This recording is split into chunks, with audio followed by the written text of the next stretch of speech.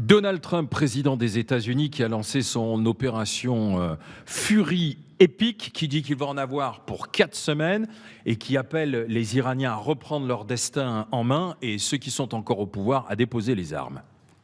J'exhorte une fois de plus les gardiens de la révolution, l'armée iranienne et la police à déposer les armes et à bénéficier d'une immunité totale, sous peine d'une mort certaine.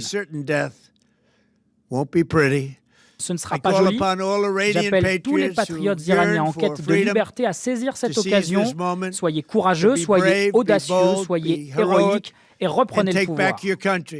L'Amérique est avec vous. Je vous ai fait une promesse et je l'ai tenue. Le reste dépendra de vous et nous serons là pour vous aider. Alors, c'est une opération conjointe entre les États-Unis et Israël, attaque massive sur l'Iran. L'ayatollah Khamenei a pris des centaines de kilos de bombes sur sa résidence. Il a été sorti des décombres. Là, aujourd'hui, c'est un triumvirat qui prend la tête de l'Iran, qui essaie de riposter. Parce qu'on voit bien la tactique et la stratégie de l'Iran. C'est en fait d'essayer d'embraser toute la région. On bombarde les Émirats arabes unis. On attaque aussi des bases alliées pour essayer de faire en sorte que les alliés entrent dans le conflit. Mais quand même, il faut rappeler aussi ce que c'est que le régime des Mollahs depuis 1979 et la prise de pouvoir de l'ayatollah Khomeini. Ce sont des attentats partout en Europe. C'est le financement du Hezbollah, le financement du djihad islamique. Ce sont des otages français qu'on a eus. C'est le massacre de sa population aussi à chaque fois qu'elle a essayé de se soulever. Donc finalement, c'est presque une opération de salut public ou de salut international, n'en déplaise aux esprits chagrins comme les insoumis qui disent violation du droit international. Oui, violation du droit international, mais ils étaient avertis, les Iraniens, depuis longtemps, que ça allait arriver et que l'ayatollah Khamenei allait tomber s'il ne négociait pas sur le nucléaire. Donc on dit merci Donald Trump, Charles Consigny ? Oui, je pense que, en tout cas, il faut accepter, il faut regarder le fait que les Iraniens sont contents dans l'ensemble. On voit des manifestations de joie de la part des Iraniens partout dans le monde et notamment en Iran. Je pense même que ça arrive un peu tard en réalité et que si ça avait pu arriver il y a quelques mois quand les Iraniens se sont soulevés et qu'ils ont fait l'objet d'une sanglante répression, je pense que ça aurait peut-être permis le renversement du régime à ce moment-là. Alors là, le régime est décapité, puisque non seulement l'ayatollah est mort, mais le chef d'état-major des armées est mort, l'ancien président... Quarantaine de personnes, ils ont liquidé au total. L'ancien président Ahmadinejad est mort, donc ça fait... La liste commence à être longue. Trump promet 4 semaines de conflit. Moi, je pense que du coup, ça veut dire que ça va être plus long que ça. Je pensais même que, le connaissant, j'imaginais qu'il promettrait 48 heures. En 48 heures, ce sera réglé, etc. Le fait qu'il promette 4 semaines montre qu'il s'engage dans une guerre assez longue. Néanmoins, moi, je voudrais dire 2 choses. D'abord, je ne pense pas qu'on puisse tout à fait comparer l'Iran avec l'Irak dans la mesure où en Iran, il y a un plan B qui est le fils du Shah d'Iran qui se propose pour être une espèce de personnage transitoire, etc. Et il y a quand même toute une société qui, à mon avis, attend une forme de démocratie et qui est suffisamment mature pour la mettre en place. Et toute une diaspora dans le monde entier d'Iraniens qui sont des gens cultivés, qui ont envie que leur pays aille de l'avant et qui vont s'impliquer. Premièrement. Ou peut-être même d'ailleurs des gens en place qui seraient en train d'être retournés par les États-Unis, aussi, les Américains, je pense qu'il y en a beaucoup. Qui feraient allégeance aux Américains pour sauver leur peau. Je pense qu'il y en a beaucoup, mais l'idée c'est quand même de ne pas retomber dans un régime autoritaire ensuite. Ouais. Donc bon. Et deuxièmement, je ne crois pas tellement à cette histoire de contagion internationale dans ce conflit, dans la mesure où il y a à peu près que le Hezbollah du Liban qui soit sur la même ligne que l'Iran. Qui a bombardé Israël. Je pense que la Russie n'a pas les moyens de s'impliquer, que la Chine n'en a pas envie, et que les autres pays, en réalité, sont contre l'Iran. Il faut voir que quand on lit là les articles de presse qui sortent en ce moment, par exemple, l'Arabie Saoudite poussait en réalité énormément les Américains à intervenir. Pareil, on voit bien, les Émirats sont pas du côté de l'Iran. La plupart des voisins de l'Iran ne sont pas sympathisants des Iraniens et ne vont pas s'impliquer dans ce conflit. Donc, moi, je pense plutôt que cette opération américaine, elle est assez salutaire pour le peuple iranien. Joël. Non, je ne suis pas aussi enthousiaste que Charles. J'attends de voir parce que les dernières interventions. Joël, elle est devant sa télé, elle attend. J'attends. Oui, j'attends de voir. J'attends de voir. Non, parce que, alors par contre, je suis contente de voir les Iraniens contents, parce que j'aimerais pas vivre sous une théocratie, pardon.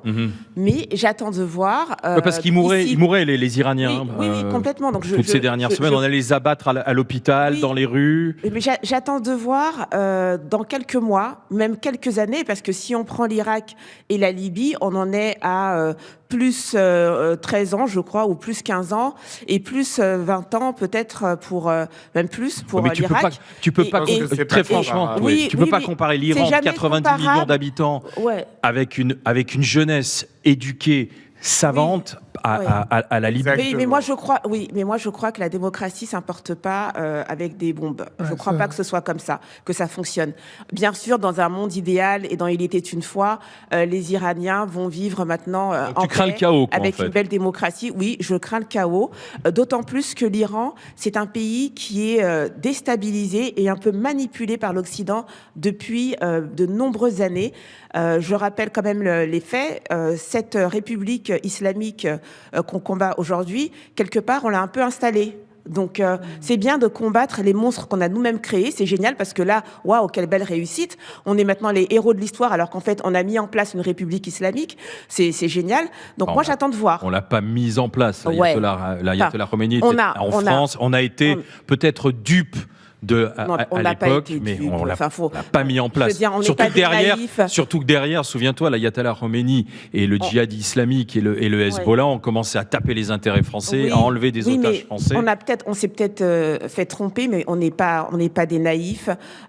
Moi, j'ai regardé, je suis remontée même avant. J'ai vu qu'on avait renversé le Premier ministre en 1953 pour installer le Shah d'Iran. Pourquoi ? Parce qu'en fait, ce Premier ministre voulait nationaliser le pétrole, et ça ne va pas. Donc là, c'est une nouvelle guerre du pétrole que l'on refait là aujourd'hui. Mais c'est que les intérêts de l'Occident. Il ne faut pas se dire n'importe quoi. Moi, je veux bien qu'on invoque des intérêts humanistes. Mais tu penses que c'est pas l'intérêt des Iraniens? Mais si, mais je suis contente pour eux. Moi, je demande à voir. Tous ces mecs qui ont été pendus ces dernières années, on les voyait qui jetaient un dernier sourire avant d'être pendus par le régime. Je pense qu'ils sont contents qu'on ait balancé une bombe sur l'ayatollah. Je suis en complète empathie avec les habitants, avec les Iraniens et même la diaspora qui a dû fuir.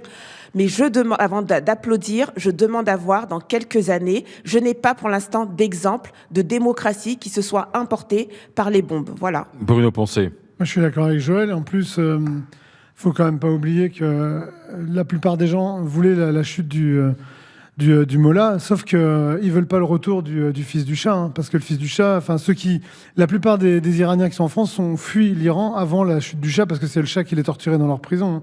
Donc en fait, aujourd'hui, il y a un vrai sujet, c'est que ça peut être une transition. Tu fais sauter le Mollah, mais sauf qu'en fait, ils sont toute sa garde rapprochée qui est pas morte, elle est toujours là-bas. C'est comme au Venezuela. Au Venezuela, ils ont fait sortir Maduro, mais c'est sa numéro 2 qui est au pouvoir. Et donc pour l'instant, il n'y a pas de changement. Alors peut-être qu'il laissera le pétrole à Trump, c'est ce qu'il veut.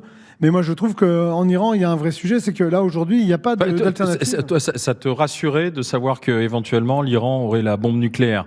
Tu préférais avoir les mollahs et la bombe nucléaire? Non, moi, ce que j'aurais préféré, c'est qu'à un moment donné, on prépare une vraie solution démocratique avant de faire sauter le Shah, faire sauter le mollah. Sauf qu'aujourd'hui, il n'y a pas de solution démocratique. Tu vas mettre le fils du Shah, qui est aussi un dictateur. Et d'ailleurs, on le voit, il y a une vraie opposition entre les... C'est pas le fils du Shah, il a jamais vécu dans son pays. Ça reste le fils du Shah. Peut-être que ce sera un pantin des Américains pendant un temps, effectivement. Et puis ensuite, il sera débarqué là-bas, et surtout qu'il a fait ses là-bas. Le vrai truc, c'est qu'aujourd'hui, les Iraniens, le peuple iranien qui veut sa liberté depuis des années, ils veulent ni le Shah, ni les mollahs. Donc en fait, aujourd'hui, mais le problème, c'est que l'alternative que va donner Trump, ça sera des mollahs modérés, peut-être, et encore, ou alors le fils du Shah. Moi, je suis pas sûr que les Iraniens y gagnent au change.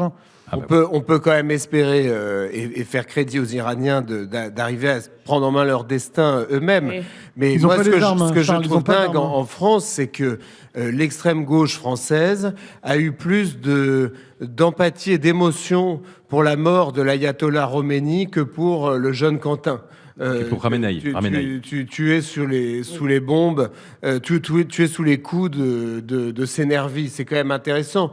J'ai vu aussi un titre du New York Times qui titrait l'ayatollah Khomeini, homme d'église radicale ayant porté son pays au rang de puissance régionale est mort à 83 ans, ou je sais pas quel âge il avait. 86. Non, mais vous imaginez la vision, c'est-à-dire que le wokisme déteint jusqu'à ériger ce type qui était probablement un barbare sanguinaire en une espèce de martyr de l'Occident dominant. C'est quand même hallucinant. Un fil info européen qui a rappelé que l'ayatollah Khamenei était poète à ses heures et aimait beaucoup se promener aussi dans la nature. Oui, Hitler aimait beaucoup son chien. Oui. Non, mais ce qui est hallucinant, c'est qu'il y a 4 ans, quand Machalimi s'est révolté en retirant juste son foulard, on n'a rien fait.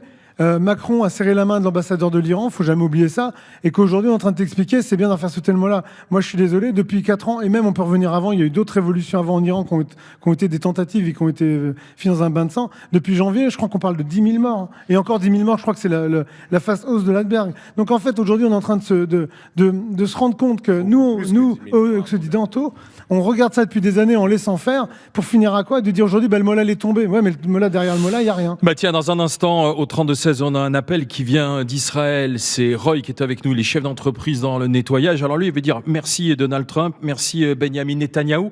La France va renforcer sa capacité défensive dans le Golfe, parce que vous savez, on a des accords avec les Émiratis. Est-ce que la France, effectivement, doit se mêler de ce conflit ou pas? C'est au 32-16 qu'on va continuer d'en discuter.